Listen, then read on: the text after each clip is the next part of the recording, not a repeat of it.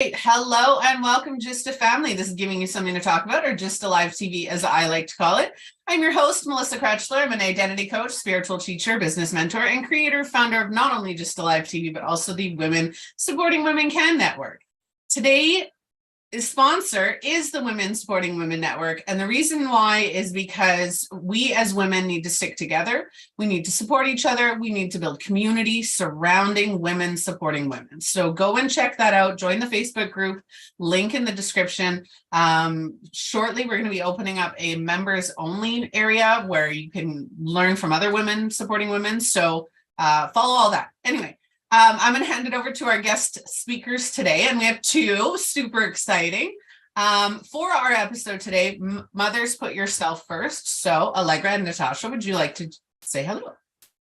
Yes. Hi, I'm Alegre Ramos, and Natascha and I together are Beyond Your Wildest Dreams. I don't know if you want to say something, Natascha, before we get into our story. Yeah. Well, we're moms and entrepreneurs, so we're your niche, Melissa. Yep. Yes. And our mission with Beyond Your Wildest Dreams is to help moms and caregivers empower themselves so they can prioritize themselves, save time, and accomplish their goals. And we do this through actionable, accessible, science-backed content. Love it. So just a little bit about me. I am a mom and an entrepreneur on my own. Natascha and I both have our own businesses, but Beyond Your Wildest Dreams, or BYWD, is something that we do together. And BYWD was born out of something that happened about, I guess it's 8 years ago now. I was at a point in my life where I felt like I was doing some things really well, and those things tended to be business and professional and finance things, and personal and health things I felt like were not going as well. And I've always been a planner. I love physical paper planners, and I love coming up with plans and executing on them and, highlighting things when I'm done with them. But when I went 8 years ago, I actually went on a self-guided retreat for 3 days to a monastery, as one does. And I was determined to figure out why I was having success in some areas of my life and not others. And the big aha was I come up with plans in the professional financial sides and I execute on them. But in my personal, my relationships, my health, I wasn't doing the same thing. And I think it's because these skills I learned, maybe it's because I picked them up in business school, or they just seemed very businessy to me. But when I started applying the same skills to my personal life, I really just saw a huge improvement in all areas of my life. And so about 4 years ago, I started informally coaching some family and friends on planning and why it works. And Natascha was one of those people. And originally I had the idea to come up with a paper planner, to do my own paper planner. But after 5 years of experimenting with a paper planner for myself, I realized there's no perfect planner. What's really important is the thought process behind planning so that you can be flexible enough to respond to whatever life throws your way, which especially if you're a mom or caregiver, it's throwing you lots of curveballs. And I said to Natascha, I think this could be a philosophy, a course that we could teach people. And I'll let Natascha tell her own story. And here we are. Yeah, I was not prioritizing myself. I was a mom and an entrepreneur, and I just felt like I was just keeping my head above the water, just barely, And I see Allegra over there just like rocking out, doing tons of things. That not only is she a mom, homeschooling mom, and running her businesses, but she also seemed to be really making traction on a lot of other things that were personally fulfilling for her, that were like her own personal goals. And I'm like, how are you doing this? I'm a stay-at-home, work from home mom, and I'm, getting a lot done in my business, and I'm keeping my kids alive, but like the little things that were the self-care for myself, or ideas that I had come up with that I wanted to pursue that just kept back burnering. So I asked Allegra how she did it. She started coaching me personally. And then as I was moving forward through this philosophy and things that we're talking about, we put our heads together. We're like, we cannot keep this to ourselves. We've got to let other moms know, what the secret sauce is that we're putting together. And it is a journey though, right? It's not like we've got it perfect, perfectly figured out, and she and I, we have different styles too. So, it's a journey. There's not one formula. I think we're all perfectly imperfect. And being able to acknowledge that and take that with us, especially as mothers and entrepreneurs, we take that with us. We, what are your strengths? What are your weaknesses? What do you enjoy? What do you not enjoy? Right. And talking about the routines, there's routines for everybody. There's lists and check marks. And, some people like a little bit more of a flexible routine or a relaxed routine. Some people like rigid routines. So finding what that balance looks like for each individual person is really going to make that shift. And it's amazing that you guys do that. So talking about mothers putting themselves first, I did a quick TikTok right before we started, and it was one of the best things that you can do as a mom is put yourself first. So that's our topic today. What do you think about mothers putting themselves first? I know that in the pre-screening, we were talking about, sacrificing ourselves on the family altars, but that doesn't work. And that really doesn't have longevity. Yeah. Natascha and I like to joke that, when you're on the airplane and the flight attendants tell you to put on your oxygen mask first, what they don't tell you is because if you are passed out on the aisle, no one else is getting helped. And it's the same thing with moms always putting their family first. Either they get to a point where they are mentally, emotionally, physically burnt out and they have nothing to give, right? So they're passed out in the aisle, or putting other people first constantly can lead to resentment, which I sometimes think is worse, really, than the physical or emotional burnt out, because you don't want to resent people you love. But if you don't put yourself first, that is what I have found happens. And so we like to say that self-care is healthcare. And people have this preconceived notion about what self-care is. And a lot of times it revolves around pampering and spas and salons. However, there's some really interesting reframing in the medical community about self-care. And there was an amazing article that came out in March. We've been saying self-care is healthcare for a long time, Natascha and I. But when we saw this article, we were like, yes, this article supports, we love science. So we're always looking for science-based information to back us up. And so, like, for instance, what is self-care? According to Dr. Haley Perlis, self-care is taking necessary steps to ensure the well-being of oneself, tending to any emotional or physical health needs to the best of your ability. And the irony is that when you put yourself first, you show up better in all parts of your life. Yep, absolutely. Right? And it's hard to do. It's challenging to do. There's a lot of cultural push towards doing that sacrificing of yourself on the altar of the family. Like there's a lot of a virtuous idea of, and that's not a new idea, of course. And it's completely unsustainable, especially the way things are structured culturally now, where it's rare or difficult to have a single income family, right? Where all that work that that invisible work and that unpaid work that mom used to do, is now coupled with outside of the, work outside of the home and bringing in a paycheck as well, as so and then there's nothing left for you, so and like Allegra said, then there's resentment and burnout. And it feels somewhat, sometimes there's like guilt involved with putting yourself first, or, it's not like you can say it. It's easy to say self-care, and it's easy to nice buzzwords to say prioritize yourself. But what does that actually look like? And to have it be enough in like the cultural lexicon where it shifts from it being like a guilty pleasure to like, oh no, this is like, not only, this is necessary, like yeah, vital. This is the first thing you should do, which is why we think that the best way to get self-care into your everyday life is with a morning ritual.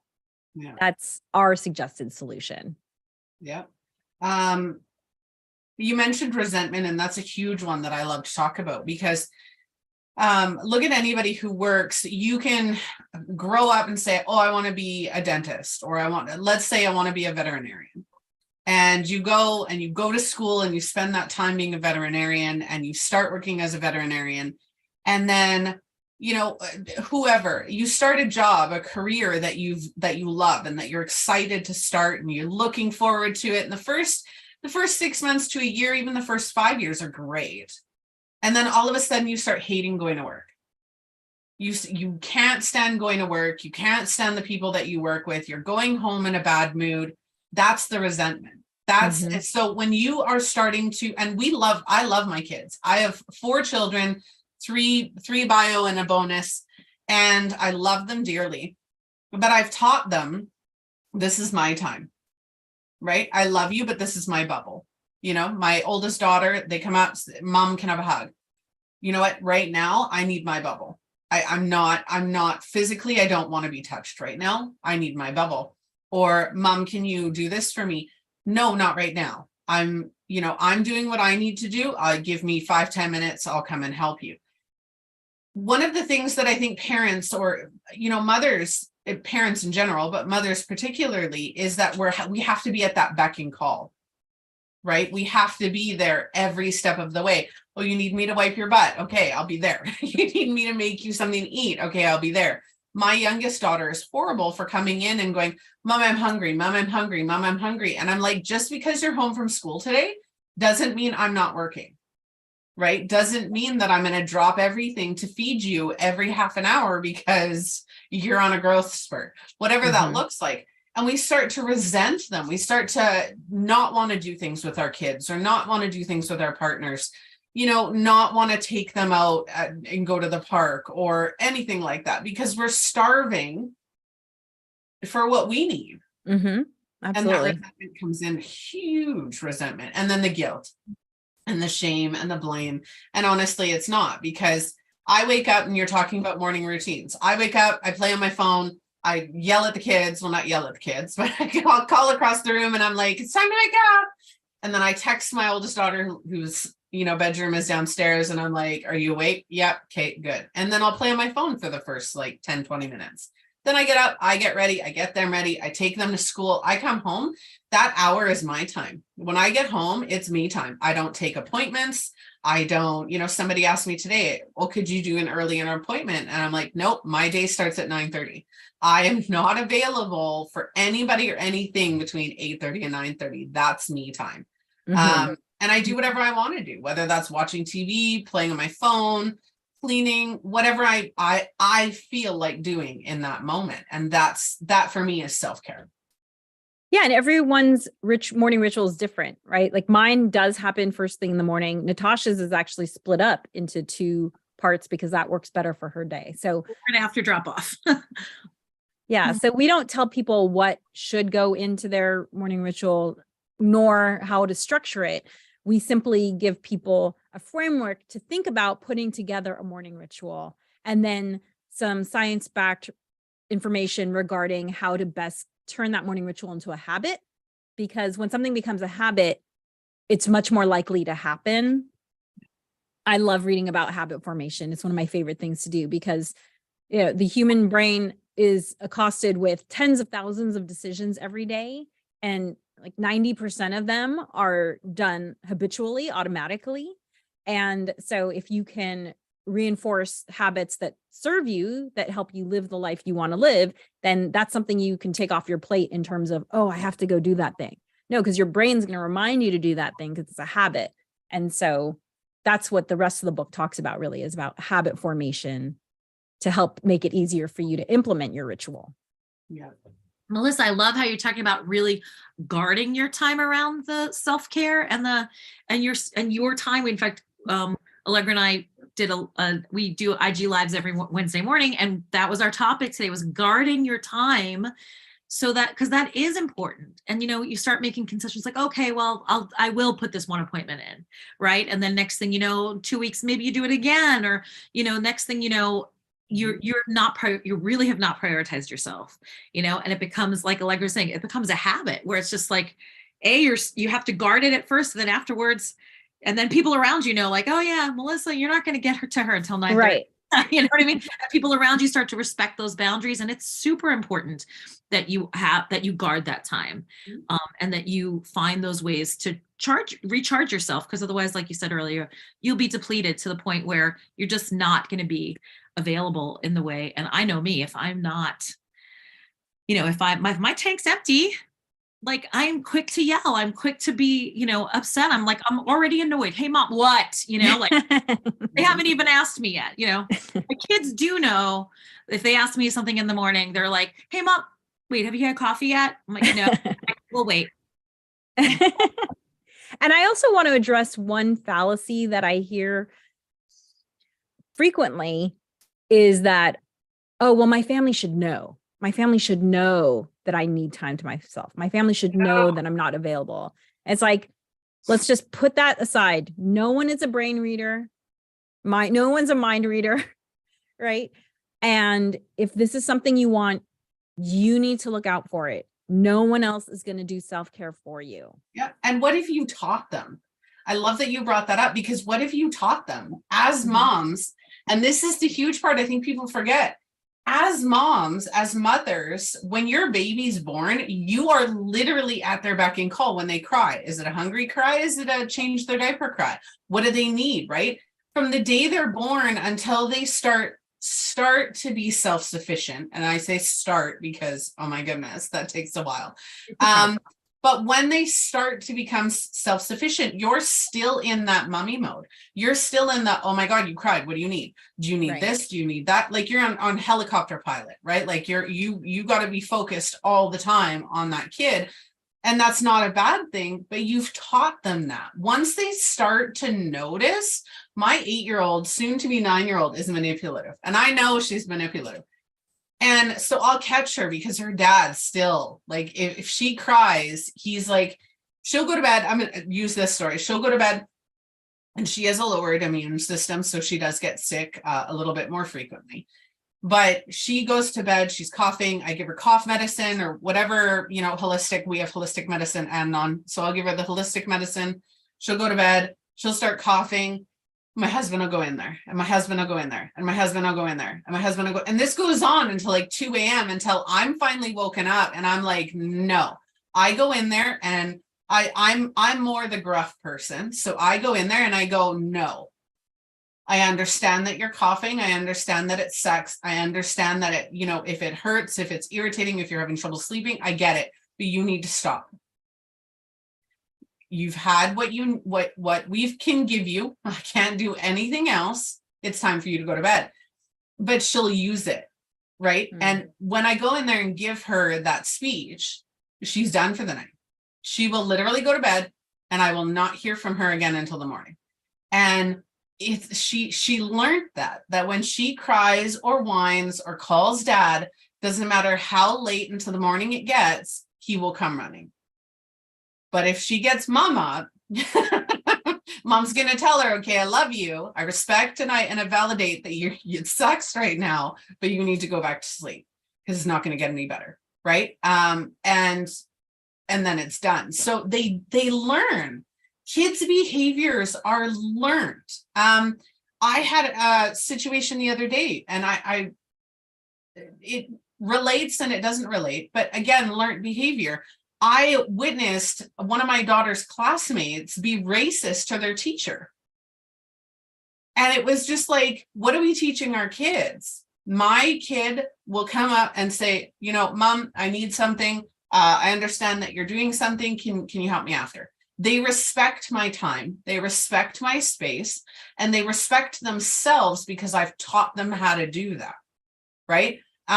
For all you mothers out there, if you're not putting yourselves first, if you're stressed, if you are overwhelmed, if you are burnt out and resentful, you're teaching your children that.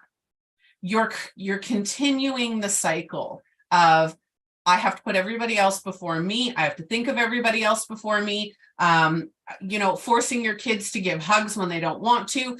All of these things we're doing, and we're redoing that cycle. Teach them how you take care of yourself and say, in order to go through life happy and healthy, you have to put yourself first. And instead of filling my cup and taking out of my own cup, we've had lots of guests on the show recently, and I'm sure you two will agree, is don't use your cup.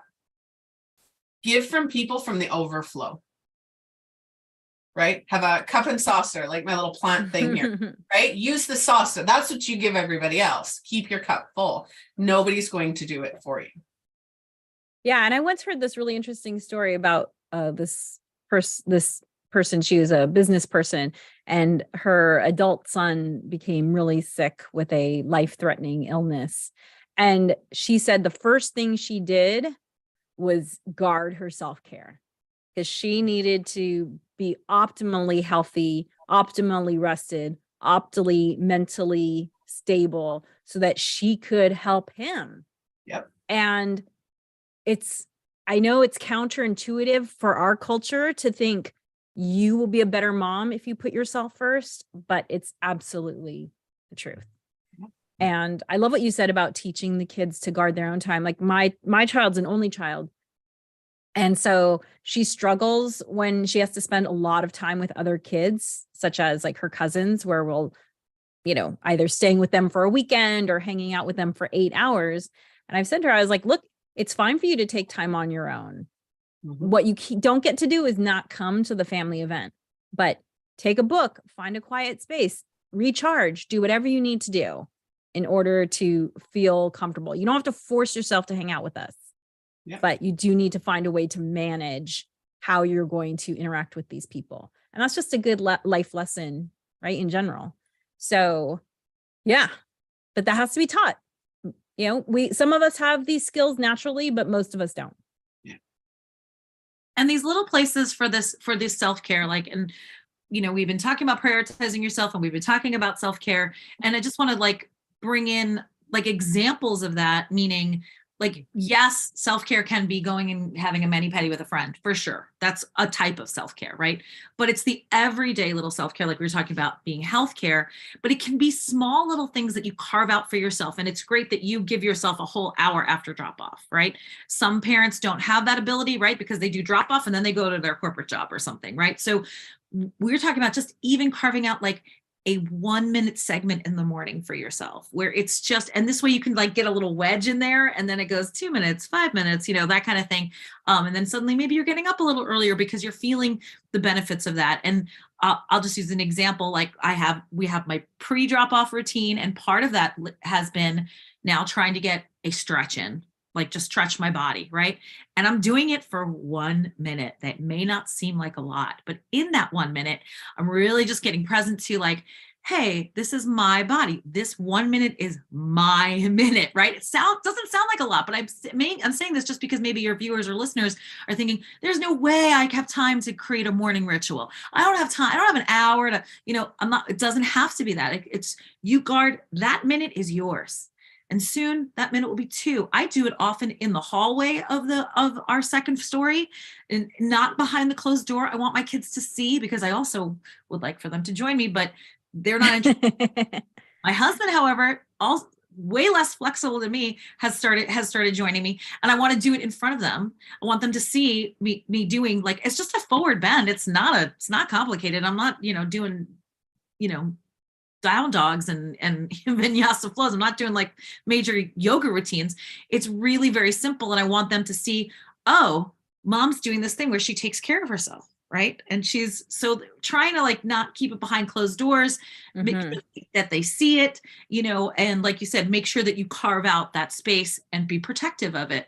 But I just want to let your listeners know that it can be a small incremental change. In fact, those small incremental changes really do stack up over the course of 365 days, So, yeah. And actually what Natascha is talking about is called the Kaizen way. So there's a lot of research backing this idea of just 1 minute wedge and then growing that wedge. Yeah. When you have kids, doing the stretches, I love that you mentioned that.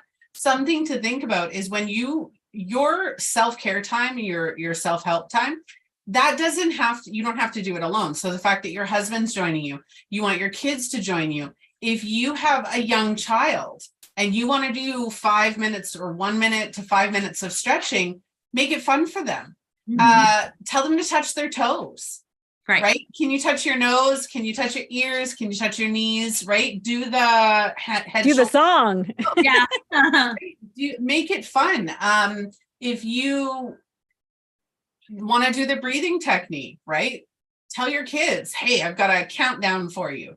And, breathe in, do the box breathing, 5 seconds in, hold, 5 seconds out, hold, right? Sorry, my cat is absolutely back at it again, trying to get in my room. So I apologize to anybody hearing her scratching and meowing. There are But- also other fun things you can do, like these stickers that I purchased, and I put them on all of our devices and our planners, which is a box breathing sticker. Yeah. You know, there's so many ways to make things fun. It doesn't have to be work. And if it's fun, you're more likely to do it. Yeah. Bathroom time. So my kids are horrible. They're again, my kids range from 8 to 21, and all of them are absolutely horrible for interrupting me while I'm in the bathroom. Mom, no, like this is me time. Of course, they have helped with my stigma of I have a bathroom issue with people in bathrooms. So they definitely make me, what's the word I'm looking for? Overcome that issue. But again, having snacks, teaching your kids that you don't have to share all the time. There are specific snacks that are going to be for you. There's specific snacks for them. There's so many things as we as mothers can teach our kids. But again, it all comes down to who are your children, right? Who are your children? Because and putting yourself first, I'm going to backtrack that and flip that because I said that the wrong way. Being an identity coach myself, we all have unique identities. And as a mother, I need to know who I am. And in knowing who I am, I can honor and respect myself while teaching my children to honor and respect who they are, right? Mm-hmm. Just because I want them to do something, maybe they're not going to do it my way. Maybe they're going to do it their own way. Maybe they're not going to have the same interests as I do. I was talking to my son today about, when I die, sell all my shit, I don't care. Pardon my language. But, because you're not going to have the sentimental ties to it that I do. And again, it's teaching them, I have my ways, you have your ways. How can we combine them and respect them and acknowledge and honor them? Teaching your kids that putting yourself first starts with knowing who you are. Yeah. And it's modeling, right? You're modeling for them that's important. So. Yeah, absolutely. Mm-hmm. So is there anything else you guys would like to add about, as a mom, putting yourself first?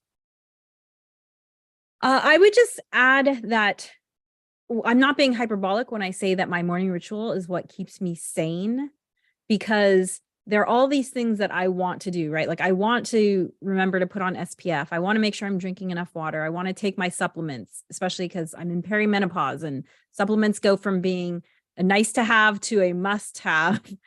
Mm-hmm. And what I found was that before I had a morning ritual, if I didn't take my supplements, it was like there was like a open window in my head, like supplements, and then water, and then skincare. And all these open tabs made it hard for me to focus on other things and were constantly distracting me. So my brain is so much quieter inserting those things. Again, going back to that prevention article, right? What I need to take care of myself, putting all those things into their own concise time frame means that the rest of the day, my brain is quiet and I'm focused. And that was a really wonderful unintended benefit. Yeah. I love that. Putting yourself first by almost doing everything that you need to do, the chatter that would be in your head all the day, right? Like if you have a chore that you need to get done, and I know as mothers, we always have chores to do. I was going to curse there, but we always have chores to do. Getting, those big ones out of your way right away so that you don't have to think about them for the rest of the day. You remove that chatter and that thoughts, right? So taking your water and your vitamins first thing in the morning. Absolutely. We did an episode on menopause and perimenopause yesterday. That was yesterday's episode. I love that. Yeah. We're both about 7 years into it. We're like, how does it last so long? Yeah. Mm-hmm. Yeah, I'm just starting. So yeah, but as long as I get to menopause at some point where I no longer have to worry about, menstrual cycles and all of that fun stuff, I'm excited to get to that point. Yeah. Can't wait. Look forward to it. Mm-hmm. Yeah. And then the other thing we want to say is that, so we do have this book, but we also have a free video series. It is 3 short videos. They're 2 minutes long. You get 1 each day, and that will help you get started on creating a morning ritual. We know not everyone some people like to watch things, some people like to read. So we have, we've tried to reduce the barriers to entry for you to get this information, because we do think it's so vital for moms to know that they have the right to take care of themselves, and they'll show up as even better moms when they do. Yeah. So if you're more of a visual person, you go to our website, bywdreams.com. You can sign up for that video series, and you'll get in your inbox for 3 days. You'll get a 1-minute video, 2-minute video for 3 days, just helping you set up all the things that we were talking about here, like getting that little wedge in there so that you can start making some self-care strides in self-care. If you're feeling like, oh my gosh, where do I even start? How can I start? That seems like such a tall order. I think we've given enough reasons in this in this stream that, if you're not yet convinced that prioritizing yourself is important and will benefit you and your family, there's more information out there about that. But, we highly recommend you go ahead and make a little wedge of time for yourself. Yeah, putting yourself first definitely is important. All right. Well, that is our episode, ladies and gentlemen. If you would like to reach out to Alegre and Natascha, please do so. Their links are in the description of this episode. Our sponsor today is the Women Supporting Women Network. Go and check them out. Join the Facebook group. Link in the description. Thank you, ladies, for your time. I really appreciated it. Thank you. Melissa. All right. Talk to you guys later. Bye-bye.